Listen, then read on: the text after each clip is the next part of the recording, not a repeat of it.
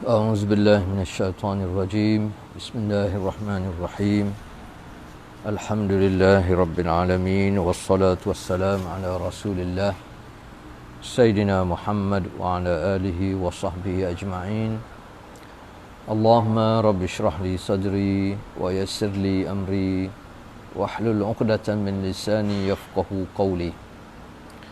Alhamdulillah, sekali lagi kita banyak-banyak bersyukur kepada Allah Subhanahu Wa Taala kerana dengan inayah dan rahmat daripada Allah Subhanahu Wa Taala kita dapat hadirkan diri kita ke rumah Allah untuk sama-sama kita takbir ubudiyah kita, ibadat kita, pengabdian diri kita kepada Allah Subhanahu Wa Taala. Antaranya dengan kita solat subuh dan secara berjemaah, dan kita mengambil peluang masa yang diberi oleh Allah Ta'ala untuk sama-sama kita tadabbur, baca dan perhati makna-makna ayat-ayat Al-Quran, dan semoga dia dapat yang kita hayati dalam kehidupan kita.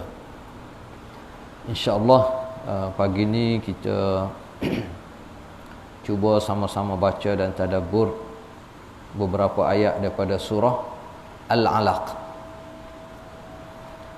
Surah Al-Alaq ni sebagaimana kita tahu, dia merupakan surah ataupun ayat-ayat yang pertama yang Allah Ta'ala turunkan kepada Nabi kita Muhammad sallallahu alaihi wasallam.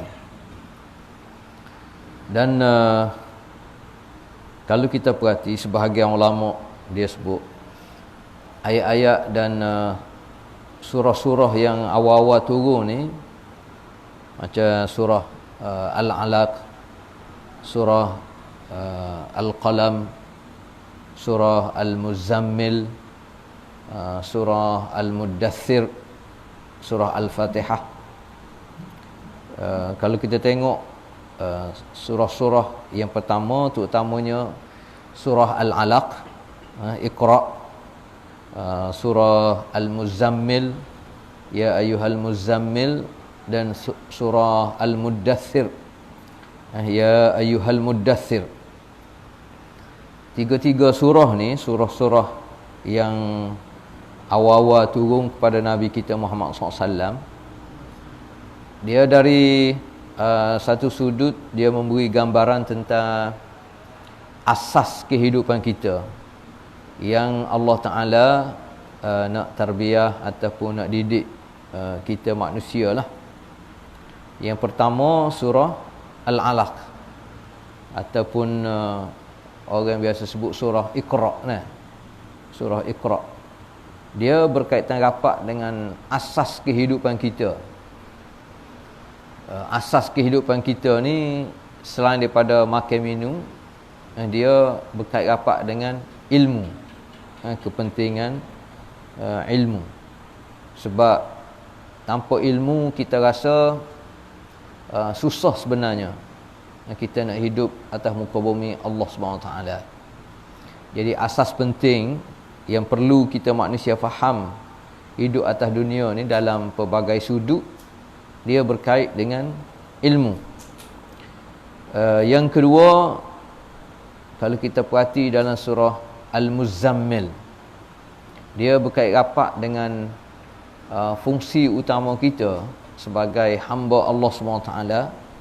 Dia berkait rapat dengan masalah ibadat, berkait rapat dengan ubudiyah. Contohnya, kita berada di rumah Allah ni kerana kita rasa kita nak takbir, rasa syukur kita di atas segala nikmat, termasuk nikmat kehidupan ini. Antaranya ialah untuk beribadat pada Allah Subhanahu Wa Taala, dan paksi ibadat kita antaranya adalah solat lah. Yang ketiga, kalau kita perhati dalam surah Al-Muddathir, Ya ayyuhal muddathir qum fa'anzir. dia berkait dengan tugas kita atas muka bumi ni. Tugas kita yang utama antaranya adalah untuk kita mengajak, untuk kita menyeru diri kita terutamanya dan seluruh makhluk Allah Ta'ala ni, terutamanya manusia, supaya semua sekali kembali kepada Allah SWT. Maknanya kita hidup atas muka bumi ni, selain daripada kita nak jaga kesihatan, nak pastikan kehidupan kita stabil dengan keuangan yang kukuh ke, kita juga mempunyai tanggungjawab yang besar untuk kita sebar ilmu Allah SWT, sebar dakwah, supaya semua manusia ni kembali kepada Allah Subhanahu Wa Taala. Baik, sebahagian ulama juga apabila kita baca surah Al-Alaq ni, yang memberi makna segumpal darah yang tergantung, dia juga memberi pengertian besar sebenarnya. Kalau kita perhati, paling kurang dia ada 3 perkara asas. Sebahagian tutup alim kata, apabila kita baca surah Al-Alaq ni, surah Iqra, ia berkait dengan kita ni, Allah Ta'ala mimma khuliq. Kita ni dicipta daripada apa? Jadi kalau kita tengok, kita ni asas penciptaan kita daripada segumpal darah, min alaq. Dari satu sudut dia menggambarkan, sebab sebahagian orang dia faham setengah manusia ni dicipta daripada benda-benda yang hebat. Sebenarnya asas penciptaan kita ni ialah daripada unsur air mani, daripada tanah, daripada makhluk Allah Ta'ala yang biasa. Cuma yang jadi mulianya kita ni kerana Allah Ta'ala yang cipta kita ni dengan sebaik-baik, sesempurna penciptaan. Dan dilebihkan kita ni kerana Allah Ta'ala anugerahkan kepada kita manusia ni akal, yang membezakan kita dengan makhluk yang lain. Apabila kita baca surah Al-Alaq ni, surah Iqra, dan kita perhati makna dia, kita tadabbur, maka kita akan fahamlah asal-usul kita ni daripada apa. Itu yang pertama. Daripada surah Iqra juga kita boleh ambil pengajaran di sudut lima khuliq. Kerana apa Allah Ta'ala cipta kita ni? Kerana apa? Jadi kalau kita baca, kita perhati, kita boleh faham tujuan utama Allah Ta'ala cipta kita adalah lil ibadah, untuk kita beribadat, mengabdikan diri kepada Allah Subhanahu Wa Ta'ala. Yang ketiga pengajarannya adalah ila ain, ke mana kita kesudahannya. Adakah kita hidup sampai beribu tahun? Adakah kita hidup atas dunia ni sampai tak mati-mati? Ataupun akhirnya semua kita, termasuk bermula daripada Nabi Adam AS, sampai kepada makhluk yang Allah Ta'ala sanjungi, sayangi, Nabi kita Muhammad sallallahu alaihi wasallam, sampai kepada kita dan berterusan, semuanya akan mati belaka. Itu kesudahan. Dan mati ni dia tidak terhenti setakat tu. Mati ni istilah yang kita bagi sesama kita semasa duduk atas dunia. Hakikat sebenarnya dia tidak mati, cuma dia perpindahan kehidupan daripada alam fana kepada alam yang baqa. Alam baqa ni dia berakhir dengan dua, sawaun ilal jannah, sama ada kita akhir dengan syurga ataupun berakhir dengan neraka, yang kita sebut sama na'udzubillah min zalik. Kita minta berlindung daripada Allah Subhanahu Wa Ta'ala. Jadi sebab itulah kalau kita baca surah Al-Alaq, antaranya kita kena banyak-banyak berdoa kepada Allah Subhanahu Wa Ta'ala, supaya Allah Ta'ala rezekikan kepada kita kefahaman daripada kehendak Allah SWT daripada surah Al-Alaq ni. Dan supaya kita ni sentiasa dekat dengan Allah Ta'ala, Allah Ta'ala memasukkan kita dalam golongan yang Al-Muttaqin, kita panggil, yang sentiasa bertakwa pada Allah, Al-Muflihin, yang berjaya dan termasuk dalam golongan hamba-hambanya yang soleh. Yang keduanya, surah Al-Alaq ni juga, sebagaimana kita tahu berkaitan dengan ilmu, Allah Ta'ala ada berfirman dalam surah Asy-Syura ayat yang ke-52. A'udzubillahi minasyaitonirrajim. Wa kadzalika auhayna ilaika ruham min amrina. Allah Ta'ala wahyukan kepada Nabi kita Muhammad sallallahu alaihi wasallam ruhan min amrina. Dia istilah ruh, iaitu wahyu Allah SWT. Quran. Quran ni mengikut ayat ni dipanggil ruh. Kerana apa? Kerana antaranya nak menggambarkan kepentingan ayat-ayat Al-Quran ni. Dia merupakan ruh. Macam tubuh kita lah. Kalau sekadar tubuh, comel setara mana pun tak ada nilai. Kalau tidak ada ruh, kalau tidak ada nyawa. Jadi sebagaimana nyawa ni penting kepada jasad kita untuk kita hidup, begitu juga kehidupan kita ni tanpa ruh, tanpa Al-Quran, maka dia tidak ada nilai. Itu maksud dia. Yang mana melalui Al-Quran ni, peringkat asasnya Allah Ta'ala nak cerita kepada kita, ma kunta tadri mal kitab walal iman. Hatta Nabi SAW pun, kalaulah Allah Ta'ala tidak turunkan kepadanya wahyu, tak turun Quran, maknanya tidak tahu apa makna kehidupan ini, apa pentingnya Alkitab, Quran, ayat-ayat Allah Ta'ala, apa pentingnya iman yang merupakan asas kehidupan kita. Walakin ja'alnahu nuran nahdi bihi man nasha'u min ibadina. Tetapi Allah Ta'ala dengan Rahman Rahim dia, kasih sayang dia, dia turunkan Al-Quran, wahyu, dan Quran ni diibaratkan sebagai cahaya yang boleh memandu kita manusia. Wa innaka latahdi ila siratim mustaqim. Dengan cahaya ini, dengan ilmu yang ada dalam Quran, boleh memandu manusia dengan kehendak Allah SWT, supaya manusia berada di atas jalan yang benar. Ini nak cerita dari satu sudut pentingnya ilmu. Dan kita perhati ayat pertama, a'udzubillahi minasyaitonirrajim, iqra bismi rabbikal ladzi khalaq. Bacalah dengan minta bantuan daripada Allah SWT. Iqra, bacalah dengan dolak nama Allah SWT. Mana kita cari ilmu ni satu kewajipan. Dan kita cari ilmu ni asasnya kerana Allah SWT. Kerana Allah Ta'ala yang minta kita cari ilmu ni. Allah ni alladzi khalaq, yang mencipta.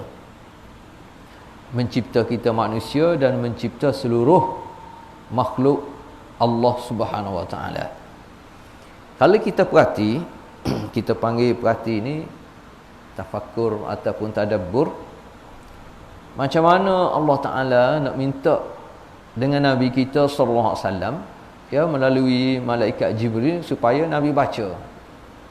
Sedangkan Nabi ni, kita tahulah kehidupan masyarakat Arab sebelum tu dipanggil al-ummi, yang tidak tahu baca, yang tidak tahu menulis. Huwallazi ba'atha fil ummiyina rasulan minhum. Allah lah yang utus daripada kalangan kamu ni rasul, fil ummiyina. Itu dalam surah Al-Jumu'ah, kita baca ayat kedua. Dalam surah Al-A'raf ayat 158 juga Allah Ta'ala sebut, fa'aminu billahi wa rasulihi an-nabi al-ummi. Hendaklah kita semua beriman yakin betul dengan Allah SWT dan Rasulnya yang ummi. Kita tahu ummi ni, sebahagian ulama sebut maksud ummi Allah Ta'ala nak cerita apabila Allah Ta'ala utus Nabi Muhammad SAW ni dari keturunan Arab, yang mana sebelum ni tidak ada kitab di sisi mereka. Ataupun maksud ummi ni di kalangan orang Arab, alladzina la yaqra'un. Ataupun ummi ni ialah orang yang tak boleh membaca dan menulis. Tapi Allah Ta'ala suruh Nabi kita Muhammad SAW baca Iqra'. Dan kita tahulah kisah peringkat awal ni, macam mana malaikat turun jumpa dengan Nabi. Dan Nabi SAW ni, ya sebagaimana Nabi sebut, addabani rabbi fa ahsana ta'dibi. Kalau kita di kalangan kita ni lahir manusia yang berilmu, yang beriman, yang beramal, yang berakhlak, orang tengok siapa dia yang didik dia, tengok ayah dia, tengok keluarga dia, tengok sekolah tempat dia belajar, tengok sains-sains keliling kelalan dia, jadi padanlah dia ni jadi seorang yang hebat. Itu pun tak ada manusia yang maksum, ada je kelemahan-kelemahan. Tapi Nabi SAW ni Allah Ta'ala sendiri yang didik dia. Jadi padanlah dia sempurna, dia maksum. Termasuk saat-saat akhir kita panggil, sebelum dia diangkat secara resmi jadi Nabi, menyebabkan dia fikir tak boleh nak duduk dalam suasana masyarakat yang tak tahu hala tujuan, kita panggil. Maknanya makan tak kira halal haram, makan, minum, hubungan sesama manusia yang tidak berpandu kepada kita panggil asas yang kukuh, hormat menghormati. Maknanya bunuh sama sendiri, curi, ropok, perang. Jadi Nabi fikir tak kena cara hidup macam ni, menyebabkan dia cari tempat untuk dia khalwah, dia panggil, bersendirian. Yang kita tahulah dia pergi ke Gua Hira untuk memikir. Dan apabila sampai masanya, Allah Ta'ala utus Jibril, dan Jibril minta supaya Nabi baca Iqra'. Dan Nabi jawab, ma ana biqari', aku tak boleh baca. Dan malaikat peluk dia, peluk dengan sungguh-sungguh, sehingga Nabi kata, aku ni macam tak nak nyawa, hatta balaghani al-jahd, tak boleh nak nyawa. Bukan peluk, kalau orang peluk dengan kasih sayang tu lain. Ni peluk ni dia ada hikmat dia lah. 3 kali. Dan Nabi pun jawab 3 kali, ma ana biqari', aku tak boleh nak baca. Hak musuh baca ni aku tak boleh nak baca. Nak menggambarkan Nabi ni termasuk dalam kalangan ummi, tak boleh baca, tak boleh nulis. Tapi kita tahulah ada hikmat dia lah, hikmat daripada Allah Ta'ala. Tiba-tiba Allah Ta'ala suruh Nabi baca, mesti ada hikmat dia. Hikmat ni lah yang perlu kita fikir, yang perlu kita tadabbur. Kalau kita fikir, kita tadabbur sejarah ataupun sirah Nabi kita Muhammad SAW, ya Allah Ta'ala akan beri kepada kita lah laluan untuk kita faham. Sebab itulah ada ayat Quran sebut, afala yatadabbarunal Quran. Mu tak tadabbur ke? Mu tak baca dan mu tidak cuba fahami ke ayat Quran ni? Yang mana Quran ni bukan sekadar saja-saja aku nak turun kepada dunia ni, kepada makhluk ni, kepada Nabi Muhammad SAW. Dia juga merupakan panduan kepada kita. Jadi kalau kita tidak cakna pada Quran, jadi seolah kita dengan Allah Ta'ala ni seolah macam tak ada hubungan langsung. Kita duduk atas dunia ni macam kita Allah Ta'ala. Sampai masa kita mati, jadi hancur lebu macam daun kayu gitu ya, kita fikir. Tidak. Afala yatadabbaruna al-Quran am ala qulubin aqfaluha. Ataupun hatimu ni orang panggil terkunci, terkunci rapat. Kalau pintu terkunci, tak boleh nak buka. Sebab apa? Terkunci. Sebab apa mu tak tadabbur, tak fikir tentang ayat-ayat Allah? Hatimu ni seolahnya tak dapat hidayah ke? Sedangkan dalam ayat yang lain Allah Ta'ala sebut ma farratna fil kitabi min syai'. Maknanya dalam kehidupan ni, melalui ayat-ayat Al-Quran ni, Allah Ta'ala cerita secara detail. Walaupun ada ayat-ayat benar asas, tetapi diperincikan melalui hadis Nabi kita Muhammad SAW, melalui kehidupan sirah Nabi kita Muhammad SAW, melalui aktiviti kehidupan satu generasi yang dididik sendiri oleh Nabi SAW, yang kita panggil generasi sahabat. Maknanya kalau kita nak cari alasan, memang tak ada alasan. Dan kalau kita perhati, Iqra' ni dia dua kali dalam ayat ni. Satu ayat pertama, Iqra' bismi rabbikal ladzi khalaq. Yang kedua ayat ketiga, Iqra' wa rabbukal akram. Tentulah dia apabila kita tadabbur ada hikmat tersendiri. Sebahagian ulama kata maksud Iqra' yang pertama ni, Iqra' bacalah. Maksud dia bukan sekadar baca, sebagaimana yang kita fahamlah. Iqra' dia mana baca, dia mesti memberi makna baca biar faham. Macam kita suruh anak-anak kita baca buku tu, kena belajar. Bukan sekadar dia baca biar faham, dia boleh kuasai, dia boleh ingat. Kalau ada soalan, dia boleh jawab. Dan dia boleh cerita pula kepada kawan-kawan yang lain. Dan kesan daripada ilmu yang dia belajar tu, dia boleh membina kehidupan dia. Itu kalau kita dengan anak. Kalau kita dengan ayat-ayat Quran ni, apabila baca Iqra', maksudnya dia berkait dengan kita kena fikir, kena tadabbur.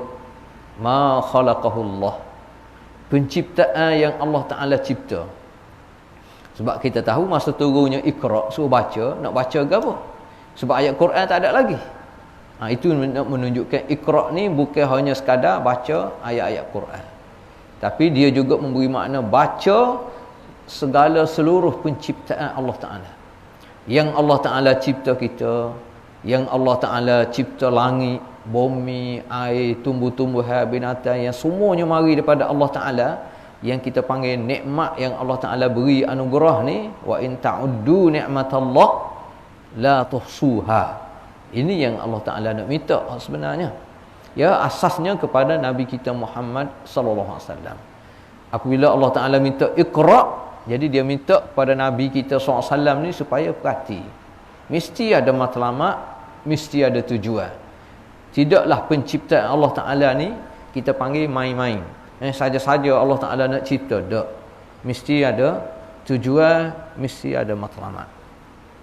Antara maksud Iqra' tadabburnya ialah mu tengok pada dirimu sendiri lah. Macam mana Allah Ta'ala cipta kita manusia ni dengan sebaik-baik kejadian. Itu antara makna Iqra'. Terutamanya Iqra' yang pertama. Iqra' yang kedua, Iqra' wa rabbukal akram. Dan mu juga wahai Muhammad, maknanya termasuk kita lah. Asasnya kita kena tadabbur ayat-ayat Quran yang turun ni. Antaranya apa yang Allah Ta'ala turunkan daripada Iqra' ayat-ayat Quran ni kepada Nabi kita Muhammad sallallahu alaihi wasallam. Nabi pun bila baca, ya hikmat Allah Ta'ala, sekali baca, dengar daripada malaikat, Nabi boleh ikut, Nabi boleh ingat dengan baik, dan Nabi boleh faham seterusnya.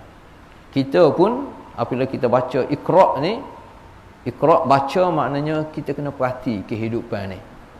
Bukan main-main Allah Ta'ala cipta, dan kita wajib, kita kena faham, kena belajar ayat-ayat Al-Quran supaya kita ni mendapat hidayah daripada Allah Subhanahu wa Ta'ala.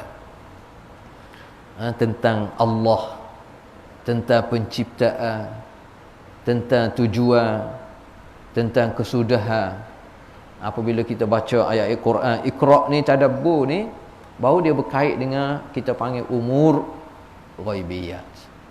Benda-benda hak ghaib.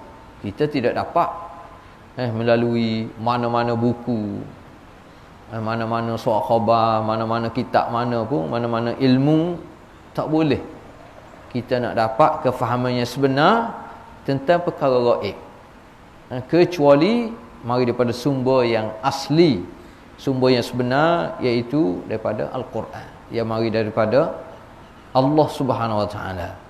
Ini nak cerita kepada kita tentang Iqra' tu sendiri, ayat yang mula-mula turun kepada Nabi kita Muhammad sallallahu alaihi wasallam. Dan Allah Taala nak cerita kepentingan pula turun tu. Kita baca sebelum ni surah Al-Qadr, di malam yang begitu mulia, yang begitu agung di sisi Allah Subhanahu Wa Taala. Dan daripada sini juga kita boleh faham sebab apa yang Allah Taala cerita kepada Nabi Muhammad SAW, juga kepada malaikat, inni ja'ilun fil ardi khalifah. Nak jadikan kita manusia ni khalifah Allah Taala di muka bumi. Jadi nak cukupkan kriteria kita manusia semua sekali sebagai khalifah Allah ni, antara asasnya adalah dengan ilmu lah. Sebab kita khalifah ni bukan sekadar nak urus diri kita dan manusia, bukan nak urus seluruh makhluk Allah SWT. Yang kita panggil alam sekitar ke, semua sekali, macam mana nak urus supaya manusia hidup atas muka bumi ni, hatta manusia yang tidak beriman kepada Allah pun dia hidup dalam keadaan teratur, hidup dalam keadaan berdisiplin, hidup dalam keadaan aman, dan dia rasa kebahagiaan semasa dia hidup atas dunia. Itu non-Muslim.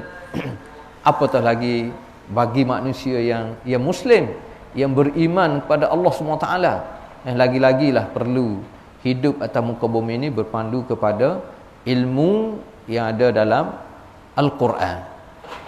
Artinya dua-dua kalimah Iqra' dalam surah Al-Alaq ni, dia berkait rapat dengan kepentingan ilmu, dia berkait rapat dengan asas kita buat kerja ni mesti kerana Allah Subhanahu Wa Taala. Niat kita kerana Allah Subhanahu Wa Taala dalam setiap benda. Padahal kalau dalam Quran kita baca, qul inna salati wa nusuki wa mahyaya wa mamati lillahi rabbil alamin.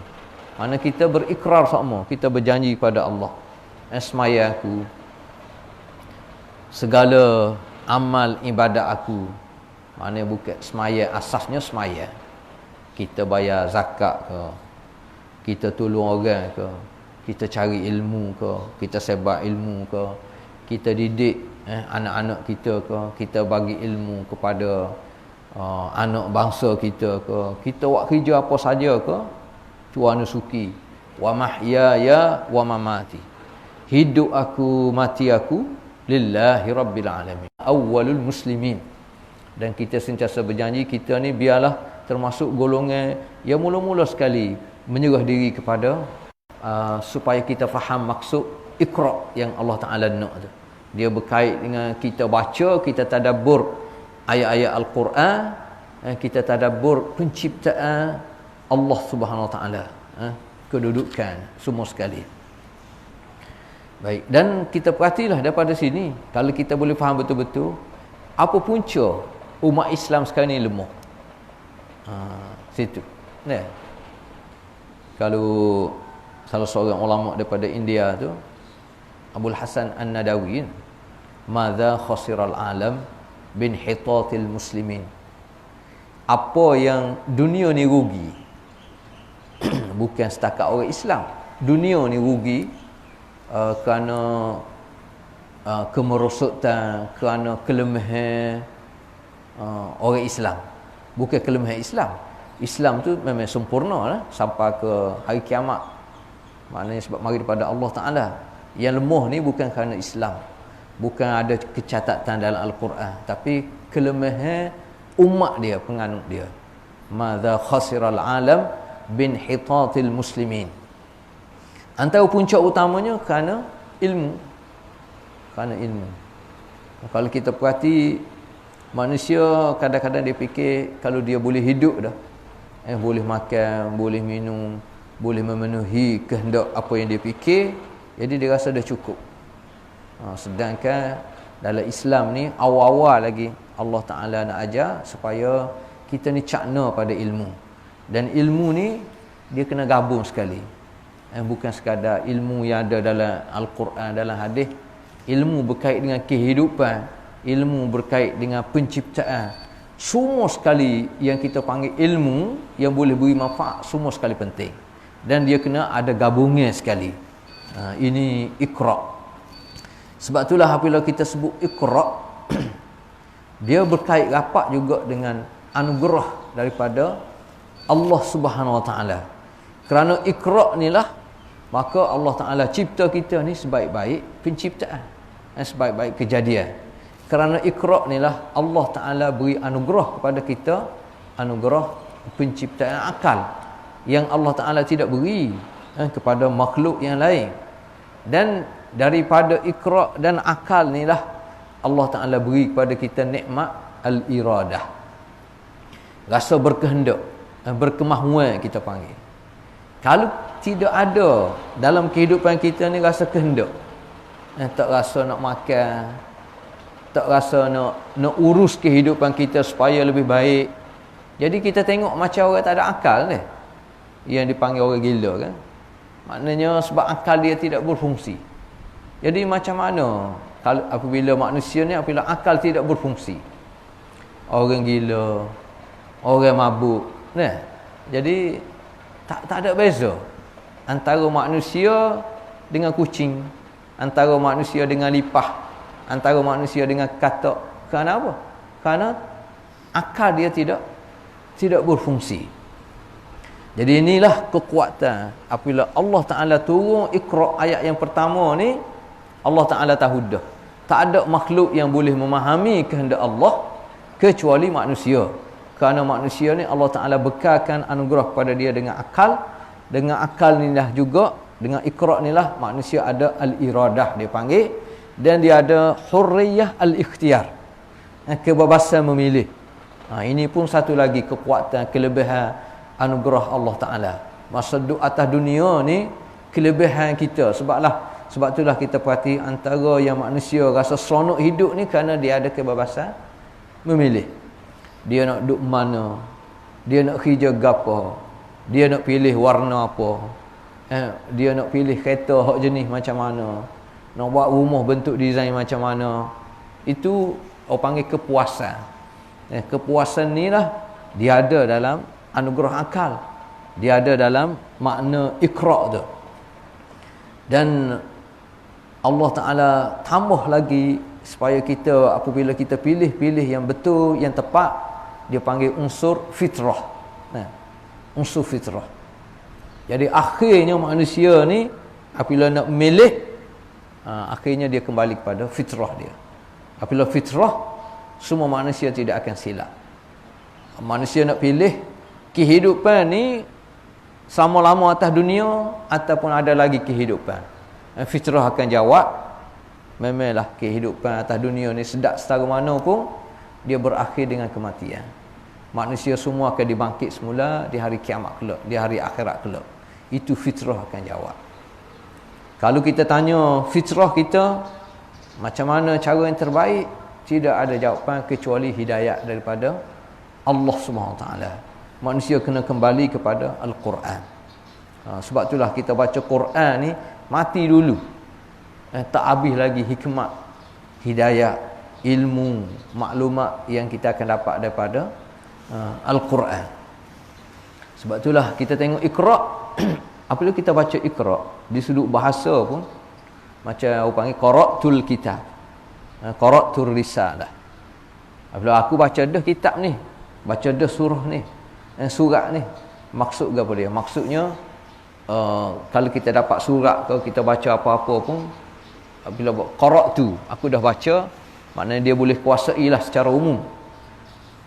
Iqra' juga dia memberi makna, contohnya aku boleh baca air muka dia ni, nak pok dia ni tak berapa selesa, contohnya dah baca juga.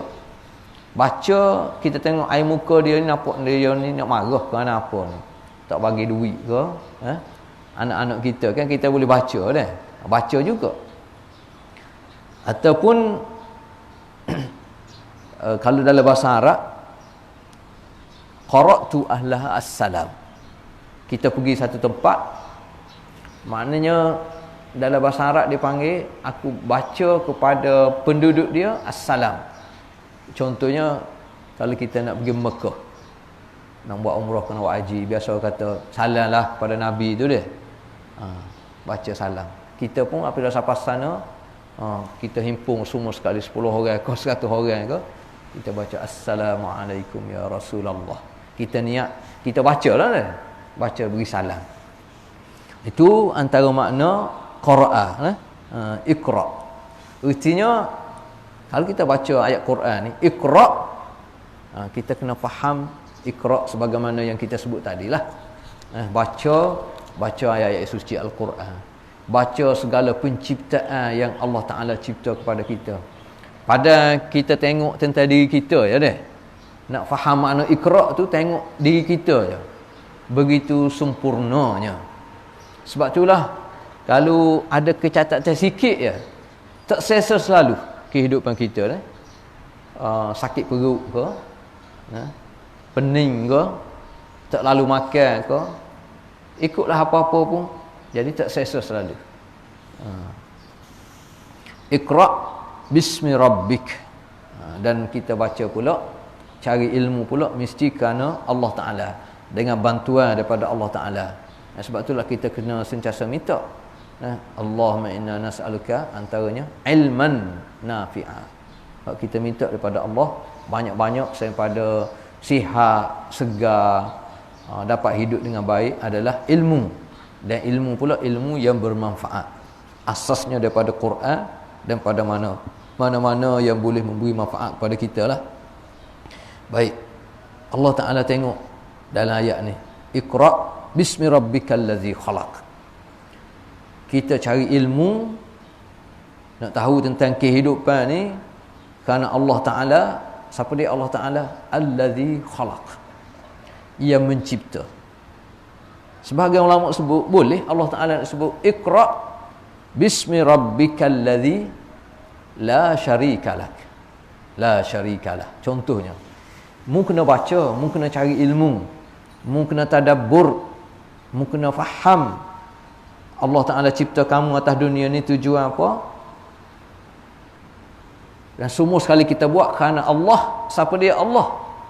La syarikalah, Allah yang tak boleh sama sekali kita bersyirik padanya. Betul tak betul ayat tu? Betul, nah. Tapi Allah Ta'ala tidak guna la syarikalah. Yang Allah Ta'ala sebut ayat mula-mula sekali, allazi khalaq. Sebab apa? Tentu ada hikmatnya, dan sebenarnya dia berkait dengan kehidupan kita. Uslub dia panggil, gaya bahasa, cara kita nak berurusan dengan makhluk ni, dengan anak kita, dengan isteri, dengan suami kita, dengan anak beranak, dengan kaum kerabat, dengan masyarakat, semua sekali pengguna uslub bahasa. Boleh kalau Allah Ta'ala kata Iqra' bismi rabbikal ladzi la syarikalah, bacalah dengan dolak nama Allah Ta'ala yang sama sekali tak boleh kita bersyirik. Ayat ni asasnya Nabi nak cerita kepada masyarakat Arab pada masa tu dah, yang masyhur dengan musyrikin Mekah, kita panggil musyrik, orang yang syirik. Baca ayat ni terus sekali dia tolak selalu, sebab dia syirik kepada Allah Ta'ala. Tapi apabila sebut allazi khalaq, kerana Allah ni antara sifat dia, dia yang mencipta, dia lain. Allah Ta'ala guna sini maqam rububiyah, dia panggil. Dia tidak guna maqam uluhiyah. Kalau start ayat di sudut ni, maknanya ini antara hikmat lah ya, yang dikaji. Orang pakai tolak selalu. Tapi kalau kata yang mencipta, manusia, orang panggil terbuka hati dia deh. Pintu hati dia terbuka. untuk dengar lagi. Gapo dia yang Nabi nak cerita. Sebab apabila sebut khalaq, yang mencipta ni cerita apa? Kelebihan Allah Ta'ala apabila dia cipta kita ni, dia buat kita, lepas tu dia bukan tinggal tak. Dia orang panggil nikmat berterusan, amaddahum bil hayah, bil ghadha, bil ma, bil hawa, bil ta'am, bil syarab, macam-macam lah. Allah Ta'ala cipta kita ni dan dia meneruskan. Sebab itulah dia panggil Rabb. Rabb ni yang menjaga, yang memelihara, yang mendidik, yang mengawal, yang selia. Sebab itulah kita sama-sama kita dia panggil Rabbah baik. Seorang isteri, seorang mak biasa dipanggil Rabbah baik. Penguruh rumah tangga. Sebab dia yang jaga. Bahagian masaknya, bahagian kemahnya, bahagian tu, bahagian ni. Di sudut istilah bahasa. Jadi Allah Ta'ala ni Allazi khalaq, dia yang mencipta. Yang mencipta ni cipta kita dan cipta kehidupan dan keperluan asas untuk kita hidup. Yang kita panggil keperluan asasi lah, hak asasi manusia. Yang manusia duduk nak, dia terlupa, dia hidup pun Allah Ta'ala dah bagi dah hak asasi. Hidup bukan di apa dia, alam merih ke mustarid, alam bumi yang sesuai dengan kehidupan kita manusia. Dengan ada airnya, dengan ada udaranya, dengan ada makanan binatang semua sekali, ikan di laut semua sekali ini menggambarkan Allah Ta'ala allazi khalaq. Artinya kita dalam kehidupan kita, contohnya kalau kita nak sebar ilmu, kita nak berdakwah kepada manusia, kalau kita guna bahasa kasar, bahasa keras, kalau tak terima Islam, kafir, masuk neraka, boleh, tak ada masalah. Tapi Allah Ta'ala dia nak gambarkan diri dia ni dalam Fatihah yang kita ulang sama, bismillah, dengan nama Allah. Siapa dia Allah Ta'ala ni? Boleh kalau Allah Ta'ala nak cerita, Allah ni dia yang cipta syurga neraka. Allah lah yang Al-Muntaqim. Maknanya kalau mu tak ikut kehendak aku akan balas denda. Kalau di sudut bahasa lah Al-Muntaqim. Kita nak terjemah macam mana Al-Muntaqim? Al-Aziz, Al-Jabbar, Al-Mutakabbir. Nak terjemah macam mana? Sebanyak-banyak nama sifat-sifat Allah Ta'ala ni, Allah Ta'ala pilih antaranya Ar-Rahman, Ar-Rahim. Penuh dengan kasih sayang, penuh dengan kesian belah. Jadi apabila kita nak sebar ilmu, nak sebar kepada apa? Nak sebar ilmu pada anak kita, boleh dengan cara paksa. Mu kalau tak belajar, aku rotan, aku tiba, aku pukul, aku boleh. Tapi kalau dengan bahasa lembut, penting ilmu, boleh nak kenal kehidupan, kenal sayang. Sebagaimana kita tengok mok-mok nak pujuk anak dia, nak masuk sekolah mula-mula darjah 1. Kalau boleh kayuh, suruh kayuh belaka rasanya, tak ada budak sekolah kerana ada mok-mok lah, duk pujuk, duk apa, sekali anak-anak pakat suka belaka pergi sekolah. Itu bahasa istilah, uslub. Begitu juga kita dalam berdakwah. Yang jadi faktor, macam tadi kita sebut, antara faktor apa umat Islam ni lemah, kerana dia tidak rasa kepentingan ilmu tadi. Dan ilmu yang sebenar lah yang dikehendaki oleh Allah Ta'ala tu. Begitu juga antara faktor apa, termasuk non-Muslim ni tak rasa nikmat kesempurnaan Islam. Ya kita boleh sebut tu kerana dia tak nak, kerana Allah Ta'ala hijab dia, betul lah. Tapi faktor-faktor lain, antara faktor apa? Kerana kita sendiri.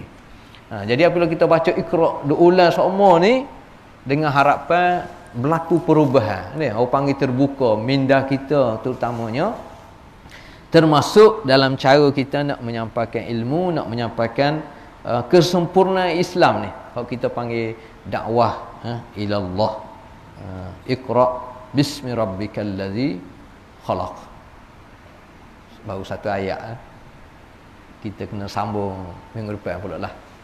Sempurna surah Iqra' ni, dengan harapan kita mendapat manfaat lah daripada ayat-ayat Quran yang kita baca. InsyaAllah kita sambung minggu depan. Wabillahi taufiq wal hidayah. Wassalamualaikum warahmatullahi taala wabarakatuh.